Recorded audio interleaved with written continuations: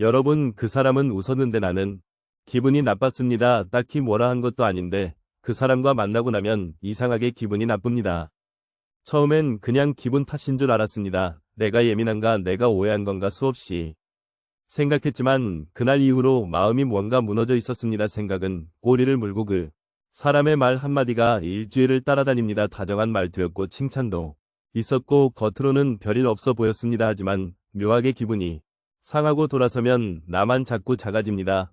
혹시 여러분도 만나고 나면 이상하게 기분 나쁜 사람 한 명쯤 떠오르시나요? 오늘은 겉으로는 친절하지만 당신의 자존감을 조금씩 무너뜨리는 사람들, 그들의 말 속에 숨어 있는 진짜 의도와 나를 지키기 위한 조용한 손절법 함께 이야기 나눠 보겠습니다. 오늘 주제가 마음에 드신다면 구독과 좋아요 눌러주세요. 여러분의 마음을 안아주는 좋은 콘텐츠로 보답하겠습니다. 첫 번째, 미소 공격형. 웃고 있지만 말은 칼입니다. 그 나이에 이 정도면 선방한 거지. 나는 절대 못 입어. 너니까 입지. 그래도 넌 편하게 살아서 좋겠다. 다정한 척 웃으며 건네는 말. 칭찬처럼 들리지만 듣고 나면 기분이 이상해집니다. 이게 바로 미소 공격형입니다. 겉으로는 예의 바릅니다. 말도 고릅니다. 심지어 걱정해주는 척도 잘합니다. 그런데 이상하게 그 말을 듣고 나면 자꾸 내가 작아집니다. 말은 칭찬인데 기분은 조롱처럼 느껴지고 표정은 웃는데 속은 천천히 무너집니다. 가장 무서운 건 이게 나만 예민한 줄 알게 만든다는 겁니다. 왜 이 유형이 위험한지 아시나요? 직접적으로 비난하지 않으니 반박도 어렵고 상대는 나는 그냥 한 말인데 하고 빠져나갑니다. 결국 혼자 상처받고 혼자 삭히고 혼자 무너집니다. 말 한마디로 사람을 조종하는 가장 교묘한 방식, 그게 바로 미소 공격형의 본질입니다. 하버드대 심리학자 클라우디아 코엔은 참가자들을 두 그룹으로 나눴습니다. 한쪽에는 솔직하고 직설적인 피드백을 주었고 다른 쪽에는 칭찬인 척 깎아내리는 말을 반복해서 들려주었습니다. 생각보다 괜찮네, 너 치고는 잘했어. 이 정도면 잘한 거지 뭐. 말은 부드러웠고 표정도 친절했습니다. 하지만 일주일 후 그 말들을 들은 그룹은 자존감이 바닥까지 떨어져 있었습니다. 놀라운 건 못해내, 틀려내 같은 대놓고 부정적인 말보다 이런 애매한 칭찬이 훨씬 더 큰 내상을 남겼다는 겁니다. 그 이유는 간단합니다. 욕은 반격이라도 할 수 있지만 가식적인 칭찬은 내 입을 막아 버리니까요. 독일의 철학자 쇼펜하우어는 이렇게 말했습니다. 악인은 늘 정중한 얼굴로 나타난다. 세 번 이상 반복됐다면 우연이 아닙니다. 이럴 땐 감정을 섞지 말고 단호하고 담백하게 선을 긋는 말 한 줄이면 충분합니다. 그 얘긴 다음엔 안 해줬으면 좋겠어. 나는 내 방식이 편해. 고맙다. 너는 그렇게 생각하는구나. 이 말들을 하기가 어렵게 느껴진다면 더 늦기 전에 거리를 두어야 할 타이밍입니다. 그 사람은 늘 웃지만 당신은 늘 상처받고 있다면 그건 우연이 아닙니다. 더는 참지 마세요. 그 말은 칭찬이 아니라 조용한 공격입니다. 그렇다면 이 유형의 사람과는 어떻게 거리를 둬야 할까요? 첫째, 내 마음속 등급부터 조정하세요. 겉으로는 다정해 보여도 이 사람은 내 자존감을 조금씩 갉아먹는 사람입니다. 그렇다면 이제는 친한 사람, 좋은 사람이라는 마음속 자리에서 조심해야 할 사람으로 재배치해야 합니다. 겉으로는 웃되 속으론 경계하세요. 마음속 거리가 먼저입니다. 둘째, 감정으로 반응하지 마세요. 미소 공격형은 반응을 관찰합니다. 당신이 얼굴을 찡그리거나 억지로 웃으면 넘기면 또 통했네 하고 다음에도 반복합니다. 가장 좋은 대답은 담하고 감정 없는 응답입니다. 고맙다. 그렇게 봐줘서. 나는 내 방식대로 편해. 표정 없이 짧게 단호하게. 감정 없는 반응은 그들의 무기를 무력화시킵니다. 셋째, 사적인 대화는 줄이고 관계의 깊이를 관리하세요. 이 유형은 친해질수록 칭찬을 가장한 공격을 늘립니다. 처음엔 농담, 나중엔 조언, 결국엔 조롱이 됩니다. 중요한 이야기, 마음속 고민은 더 이상 내어주지 마세요. 말이 많아질수록 공격의 소재만 늘어납니다. 공감 가능한 지인 정도로만 남겨두는 것, 그게 당신의 감정을 지키는 거리입니다. 좋은 말에 약해지지 마세요. 그 말이 다정한 것처럼 들려도 듣고 나서 내가 작아진다면 그건 절대 좋은 말이 아닙니다. 지금 이 순간 당신은 누군가의 말보다 당신 자신의 감정을 더 믿어야 할 때입니다. 두 번째, 판단 규정형. 당신을 설명하려 드는 사람. 넌 원래 좀 여리잖아. 넌 그런 거에 쉽게 흔들리는 성격이야. 넌 사람을 너무 믿으니까 그래. 지금 나는 상처받았다고 말하고 있는 중이었습니다. 혼란스럽고 서운하고 속상하다고 조심스럽게 마음을 꺼내는 중이었습니다. 그런데 돌아오는 말은 위로가 아니라 분석이었습니다. 그건 내 성격 때문이야. 넌 원래 그런 사람이지. 넌 너무 무르다니까. 나는 내 감정을 말한 건데 상대는 내 정체성을 정리해버립니다. 마치 내 속을 다 안다는 듯 내가 누구인지 결정하듯 말합니다. 이게 바로 판단 규정형입니다. 이 사람은 위로하는 척하면서 사람을 해석하고 규정하고 낙인을 찍습니다. 그 말은 따뜻하지도 객관적이지도 않습니다. 그저 듣는 나를 작아지게 만드는 말일 뿐입니다. 처음엔 혼란스럽습니다. 말이 틀린 건 아니니까요. 내가 예민하긴 하고 조금 물러나 보일 때도 있었던 건 사실이니까요. 그래서 아닌데라고 말해 보지만 상대는 더 단단하게 덧붙입니다. 와, 지금도 발끈하잖아. 그게 너야. 또 해명하려고 하지 마. 너 원래 그런 성향이야. 내가 널 몰라. 넌 맨날 그래. 이쯤 되면 나는 내 감정을 설명하는 사람이 아니라 상대가 정한 틀 안에서 방어하는 사람이 되어버립니다. 감정이 아니라 존재를 부정당한 느낌, 이해가 아니라 해명을 강요받는 관계, 그건 대화가 아닙니다. 그건 일방적인 낙인이고 조용한 무력화입니다. 이 사람들의 특징은 하나 더 있습니다. 자기 이야기가 나올 땐 절대 그렇게 평가하지 않는다는 건. 나는 원래 좀 냉철해서 실수 안 해. 난 직감이 빨라서 사람 보면 딱 알아. 난 한번 당한 뒤론 절대 안 당하거든. 자기 얘기는 조심스럽게 포장하고 의미있게 정리하고 거기엔 늘 잘했다, 특별하다는 결론이 붙습니다. 결국 이 대화의 중심은 나를 분석하면서 자기 확신을 강화하는 구조입니다. 겉으로는 충고지만 속으론 우월감을 유지하려는 말. 그 사람은 말로 나를 낮추고 말로 자신을 높입니다. 그럴 땐 이렇게 판단해보세요. 그 사람과 대화를 하면 내가 누군지 스스로 혼란스러워진다. 말을 꺼낼수록 해명을 하게 된다. 대화가 끝난 뒤에도 그 사람이 말한 나의 성향이 계속 머릿속에 맴돈다.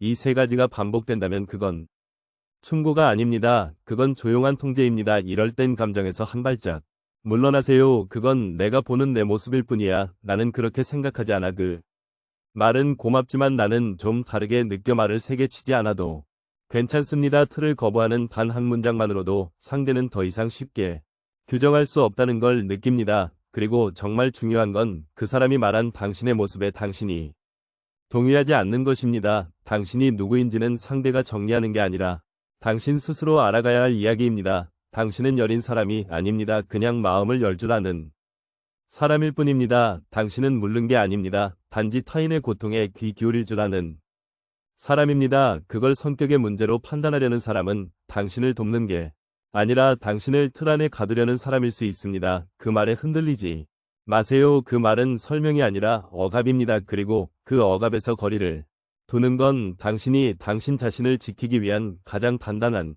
선택입니다. 세 번째, 시험 반응형. 말은 돌려서 감정은 직접 확인하려는 사람 아니야. 그냥 좀 그래 됐어. 나중에 얘기하자. 그냥 내가 예민한가 봐. 말은 대수롭지 않게 들립니다. 문제 없어 보입니다. 근데 이상합니다. 말투는 차갑고 표정은 굳어있고 분위기가 어딘가 싸늘합니다.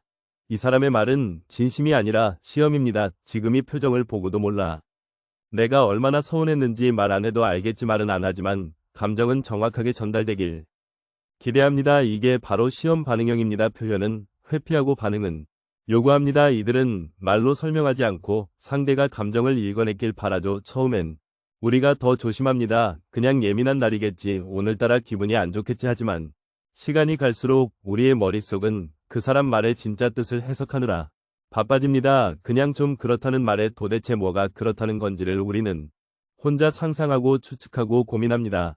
이 관계가 피곤한 이유는 말이 부족해서가 아닙니다. 말과 감정이 따로 놀기 때문입니다. 말은 괜찮아인데 감정은 너 이걸로 서운한 거 모르겠어?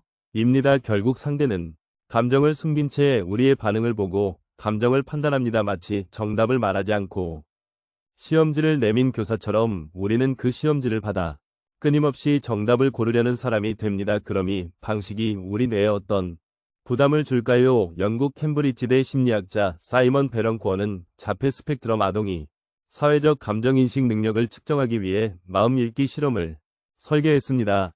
이 실험은 오직 눈 사진만 보고 그 사람이 어떤 감정을 느끼고 있는지를 맞히는 방식으로 진행됐습니다. 처음엔 감정인식이 어려운 자폐 스펙트럼 아동을 위한 검사였지만 놀라운 건 실험에 참여한 정상인 성인 그룹도 이 테스트를 받는 동안 큰 스트레스와인지 피로를 겪었다는 점입니다. 눈빛만 보고 감정을 추론해야 한다는 상황이 얼마나 높은 인지적 부담과 불확실성을 유발하는지를 보여준 것입니다. 우리가 감정을 읽지 못해 스트레스를 받는 게 아니라 읽게 만들도록 강요당하는 환경이 문제였습니다. 그리고 지금 시험 반응형 사람과의 관계는 그 실험과 똑같은 상황을 현실에서 반복하게 만듭니다.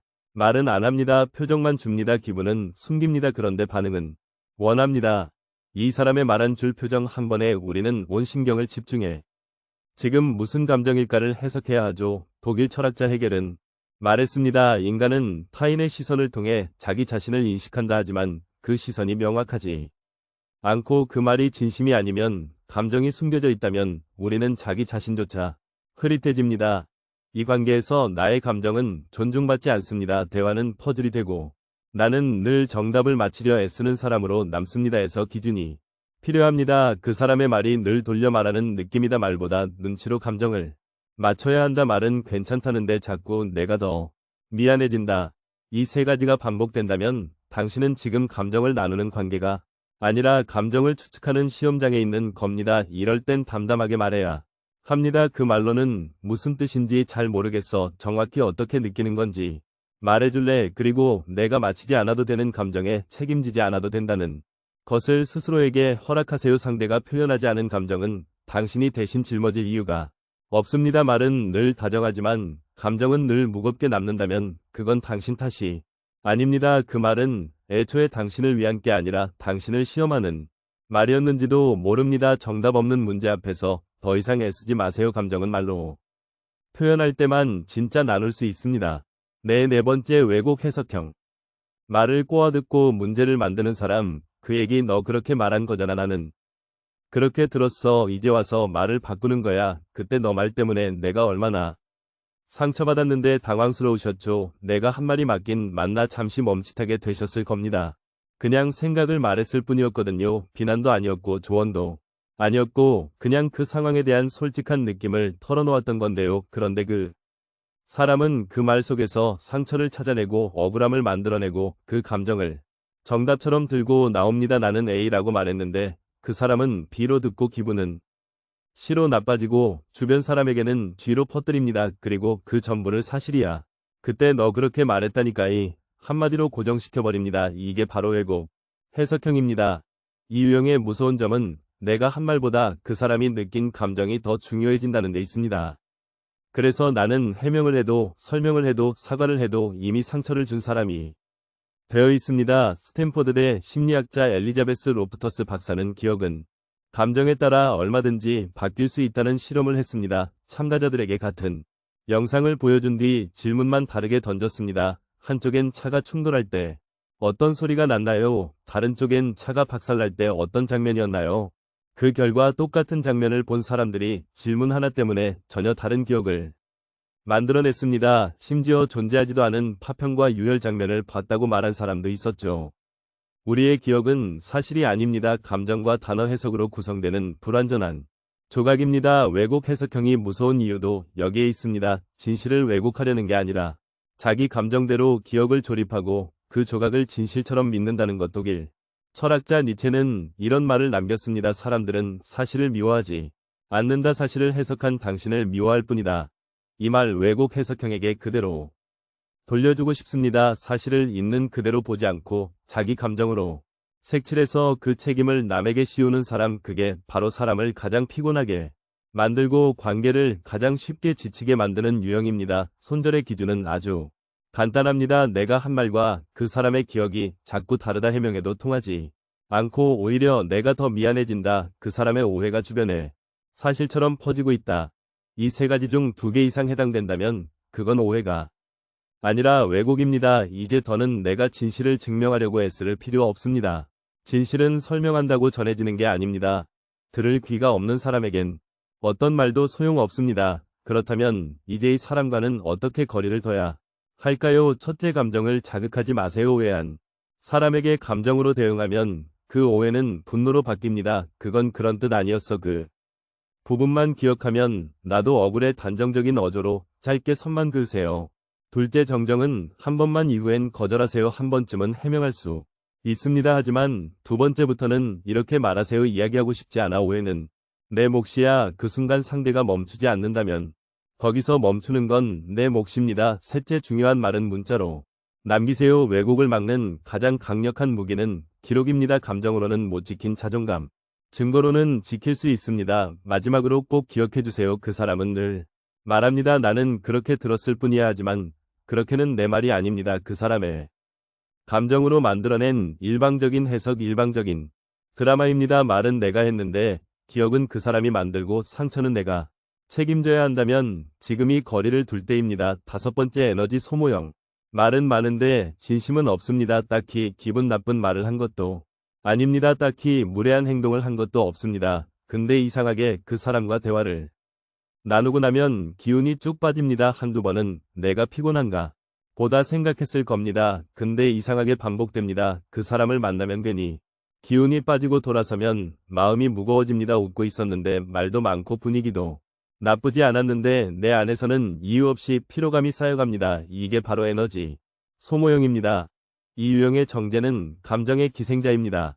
이 사람은 표면적으로는 나쁜 말도 틀린 말도 하지 않습니다. 대신 당신의 감정과 집중을 조금씩 빼앗았습니다. 자기 이야기만 계속합니다. 한번 말을 시작하면 끝이 없습니다. 남 얘기는 잘 듣지도 않고 가끔은 당신의 고민도 자기 이야기로 덮어버립니다. 나도 그랬어. 근데 난 더 심했지. 그래서 내가 뭘 했어. 그렇게 될 줄 알았잖아. 그게 뭐 어때서. 다들 그렇게 살아. 공감하는 척은 하지만 결국은 자기가 주인공입니다. 상대는 계속 말하지만 당신은 대화에서 점점 사라집니다. 그리고 대화가 끝날 쯤 당신은 이렇게 느낍니다. 나는 대체 왜 이 얘기를 들은 거지? 이 사람 왜 내 얘기는 잘 안 듣지? 이 시간 동안 나는 뭐였던 거지? 심리학에서는 이런 감정 상태를 정서적 탈진이라고 합니다. 심리학자 마이클 맥킬리는 내가 대화를 통해 어떤 역할을 반복해서 수행할 때 내적 피로감이 심해진다고 말합니다. 즉 누군가의 감정을 계속 받아주기만 하는 대화, 자기 얘기만 쏟아내는 사람을 계속 상대할 때 우리는 몸은 안 움직였지만 정신적으로 탈진한 상태가 된다는 것. 그게 바로 에너지 소모형과 대화하고 난 뒤 우리가 멍해지고 무기력해지고 기분이 뒤숭해지는 이유입니다. 영국의 철학자이자 감성의 사상가 알랭드 보통은 이렇게 말했습니다. 좋은 대화란 나를 들여다보게 만드는 대화다. 나를 잃게 만드는 말은 소음에 가깝다. 이런 유형은 거리두기의 기준을 이렇게 잡으세요. 대화 후 기분이 늘 꺼진다. 말은 많은데 정작 나에겐 관심이 없다. 내 얘기는 흘려듣고 다시 본인 얘기로 돌아간다. 그리고 그런 일이 반복된다. 이 사람은 당신의 감정을 들어준 게 아니라 자기 감정의 쓰레기통으로 당신을 사용한 겁니다. 그래서 이제는 거리를 두는 방법을 선택해야 할 때입니다. 첫째, 반응을 줄이세요. 아, 그렇구나. 그런 일이 있었구나. 단답형 감정 없는 리액션. 그들의 말은 반응을 먹고 자랍니다. 당신이 관심을 거두면 그들은 말이 줄어듭니다. 둘째, 시간을 정하세요. 대화가 길어지지 않도록 미안, 오늘은 좀 바빠서 지금은 길게 얘기 어려워. 대화의 출구를 먼저 만들고 시작하세요. 셋째, 고민 상담은 피하세요. 이 사람에게 고민을 말하면 다시 그 사람 이야기로 돌아갑니다. 그럼 너는 어떻게 했어? 넌 그런 상황에서 뭐가 제일 힘들었어? 상대가 아닌 나를 주인공으로 끌어오는 질문만 가능한 관계, 그런 관계만 유지하세요. 대화를 나눴는데 기운이 없다면 문제는 대화의 내용이 아니라 대화의 균형에 있습니다. 감정은 아무에게나 꺼내는 게 아닙니다. 당신의 마음을 진심으로 들어줄 사람에게만 꺼내세요. 감정이 고갈되는 관계는 조용히 서서히 멀어지는 게 정답입니다. 그런데요, 이상하지 않나요? 어떤 사람은 같은 말을 해도 마음을 찢어지게 만들고 또 어떤 사람은 단 한마디로 나를 살게 만듭니다. 뭐가 다른 걸까요? 말투, 성격 아니면 그 사람의 마음일까요? 지금부터는요, 만나면 이상하게 기분 좋아지는 사람들의 공통점, 그리고 우리도 그런 사람이 되어야 하는 이유 나눠보겠습니다. 첫 번째, 감정 안정형. 흔들릴 때마다 중심을 잡아주는 사람. 그 사람은 말이 많지 않습니다. 하지만 신기하게도 그 사람과 함께 있으면 마음이 덜 흔들립니다. 내가 혼란스러울 때, 누군가에게 속상할 때, 세상에 혼자 남겨진 느낌이 들 때조차도 그 사람은 조용히 옆에 있습니다. 그래, 이해돼.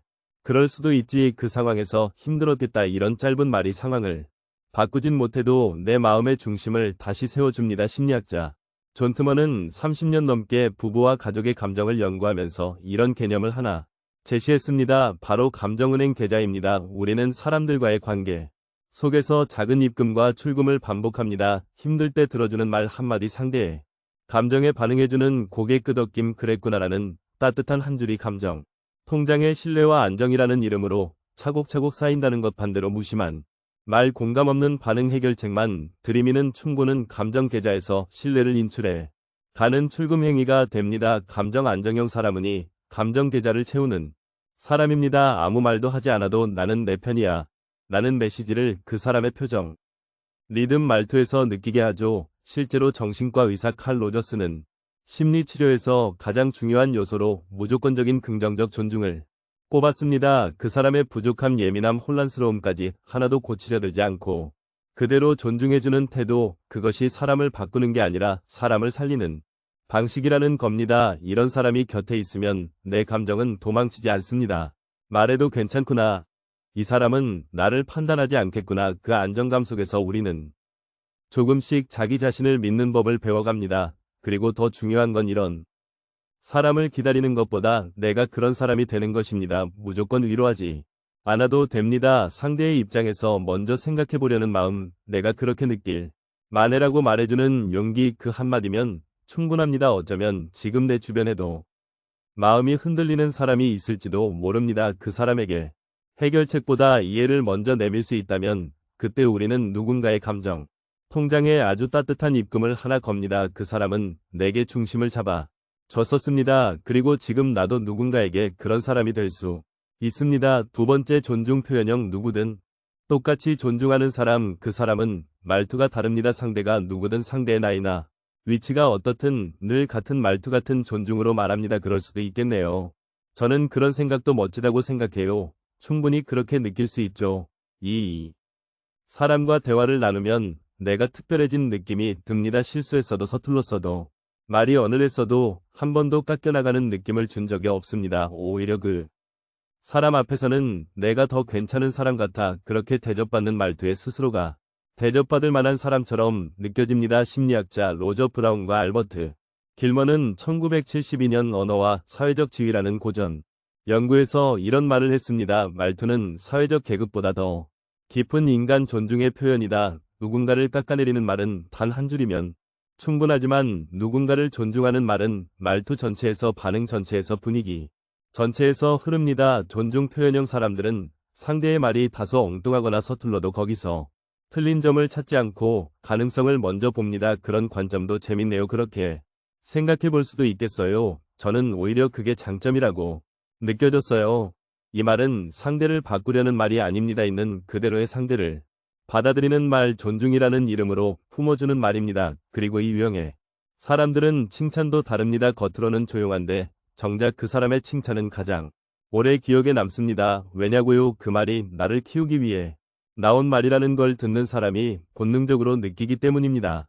철학자 임마누엘 칸트는 이렇게 말했습니다. 인간을 수단이 아닌 목적 그 자체로 대하라. 존중 표현형 사람은 상대를 이용하려 하지 않고 그 사람이 존재한다는 이유 하나만으로도 가치를 인정해주는 사람입니다. 그래서 그런 사람과 함께 있으면 말을 많이 하지 않아도 괜찮습니다. 설명하지 않아도 오해받지 않고 고민을 털어놓아도 약점이 되지 않습니다. 그리고 이 관계의 놀라운 점은 그 사람과 오래 지내다 보면 나도 어느새 말투가 달라져 있다는 겁니다. 타인의 실수를 덜 날카롭게 보게 되고 누군가의 다른 생각에도 그럴 수도 있겠다라는 말이 먼저 나옵니다. 그 사람은 나를 바꾸지 않았지만 그 사람 앞에서 나는 스스로 달라졌습니다. 그게 바로 진짜 존중의 힘입니다. 그리고 이제 우리도 그런 사람이 되어야 합니다. 상대를 함부로 판단하지 않고 대화 중간에 끼어들지 않고 서툰 말에 미소로 반응할 수 있다면 그 순간 우리는 누군가의 마음속에 이 사람은 나를 있는 그대로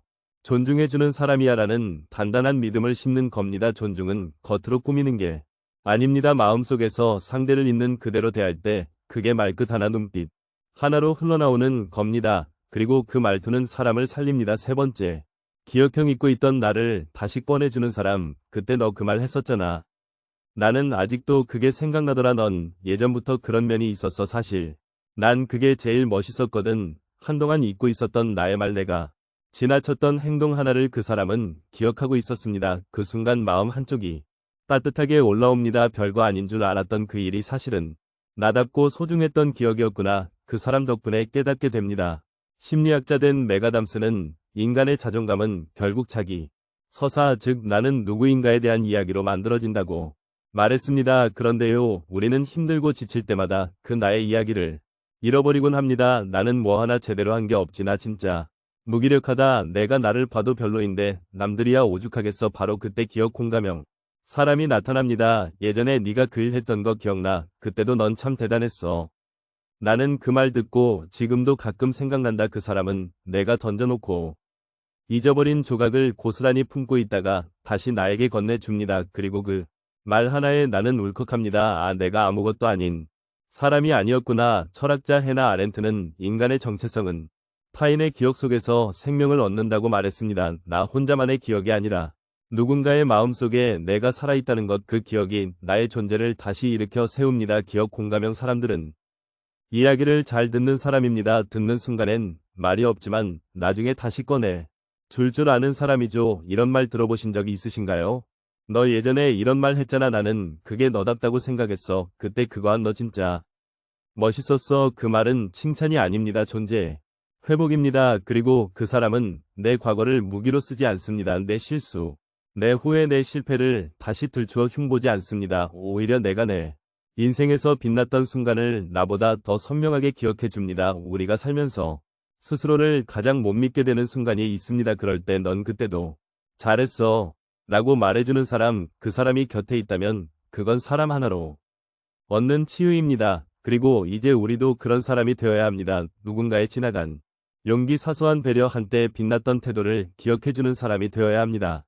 그리고 어느 날 그 사람의 자존감이 흔들릴 땐 나는 아직도 너 그때 생각난다. 그 말 한마디 건네줄 수 있다면 그건 사람 하나를 다시 살리는 일입니다. 존중받는 느낌은 지금의 나만으로는 완성되지 않습니다. 과거의 내가 부끄럽지 않았다는 믿음, 내가 누군가에게는 의미 있는 사람이었다는 확신, 그걸 되살려주는 사람, 그게 바로 기억 공감형입니다. 그리고 그 말을 전해주는 사람이 당신이라면 세상은 더 따뜻해집니다. 우리는 살면서 너무 많은 말을 듣습니다. 비난, 평가, 조언, 해석. 그래서 내 마음이 어떤지도 잊은 채 그 말들에 휘둘리며 하루하루를 살아갑니다. 하지만요, 사람은 결국 누가 나에게 어떤 말을 해줬는가 보다 내가 누구에게 어떤 사람이었는가 더 오래 남습니다. 오늘 이야기했던 그 사람들 있죠. 한마디로 마음을 다독여주고 존중을 잃지 않고 잊고 있던 나를 기억해주는 사람, 그들은 우리 삶을 바꾸지 않았지만 우리 마음을 바꿔준 사람들입니다. 그리고 그 사람이 지금 당신 곁에 있다면 꼭 붙잡으세요. 그리고 혹시 없다면 당신이 그런 사람이 되어주세요. 말이 곧 마음이고 그 말은 결국 나의 인격이니까요. 당신의 따뜻한 말 한마디가 누군가에게는 한 계절의 위로가 될 수도 있습니다. 지금까지 잘 살아오셨고 이제는 누군가의 마음에 기분 좋은 사람으로 남는 일, 그거 우리 같이 해볼까요? 끝까지 시청해주셔서 감사드립니다. 오늘 영상을 보며 여러분은 어떤 생각이 드셨나요? 여러분의 경험과 생각을 댓글로 나눠주세요. 여러분의 이야기가 누군가에게 큰 위로와 깨달음이 될 것입니다. 오늘도 끝까지 시청해주신 여러분께 깊은 감사를 드립니다. 오늘 영상이 도움이 되셨다면 소중한 분들께 공유해주시고 구독과 좋아요로 저를 응원해주세요. 여러분과의 소중한 연결이 저에게 큰 힘이 됩니다. 오늘도 행복한 하루 되세요.